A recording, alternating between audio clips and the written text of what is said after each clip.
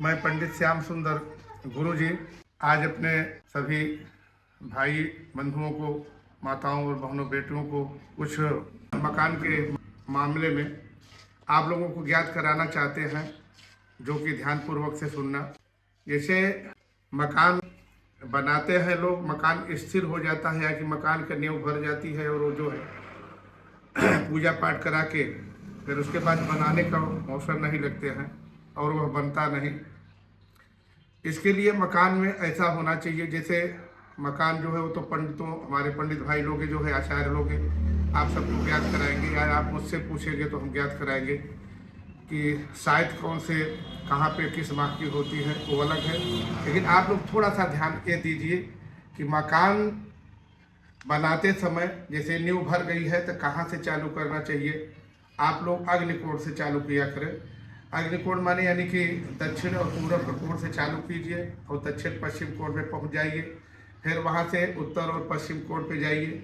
फिर वहां से जो है यानी कि आप पूर्व और उत्तर कोण पे जाइए। फिर वहां से अग्निकोण पे लगा दिए। तो इस तरह से घर में अगर मिस्त्री लोग इस तरह से मकान बनाते हैं घूम करके, तो जो है मकान में पैसा न रहने पर भी मकान जो है बन जाता है।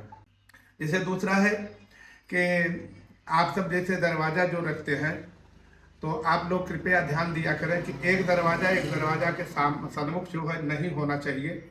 नहीं तो बहुत तो मानसिक रोग पैदा होते हैं, उच्चाटन जैसे होने लगते हैं और घर में जो है वृद्धि नहीं होती है। तो इन सब चीज़ का ध्यान देना चाहिए कि आमने सामने नहीं होना चाहिए।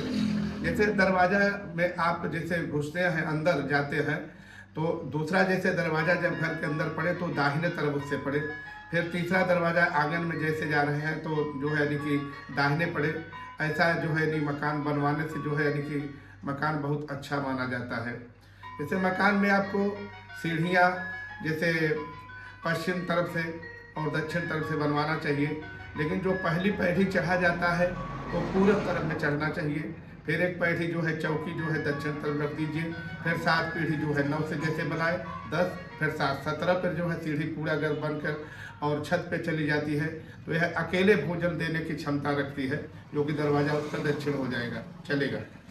जैसे आप सब कृपया यह ध्यान दें कि जैसे रसोई घर है कहाँ बनाना चाहिए, तो घर में जो है रसोई घर उत्तर, जैसे उत्तर पूर्व के कोण पे जो है यानी कि ईशान कोण पे जो है देवालय यानी भगवान का जो है पूजन गृह हो जाता है, पूजा गृह। अग्निकोण में जो है यानी दक्षिण पूर्व के कोण पे जो है हो जाता है। जैसे अपने भोजनालय हमारा अग्निकोण में होता है। इसी तरह से जैसे मालिक का स्थान कहाँ पे होता है, नैऋत्य कोण जैसे दक्षिण और पश्चिम कोण पे होता है। मेहमानों का स्थान जैसे गृह कहाँ होना चाहिए, जैसे उत्तर और पश्चिम कोण पे होना चाहिए। और जैसे आप लोगों को इतना बता दे रहे हैं और इसके आगे जैसे जो पूछना चाहेंगे तो हम सुचारू रूप से आप लोगों को ज्ञात कराएंगे। जय माता जी।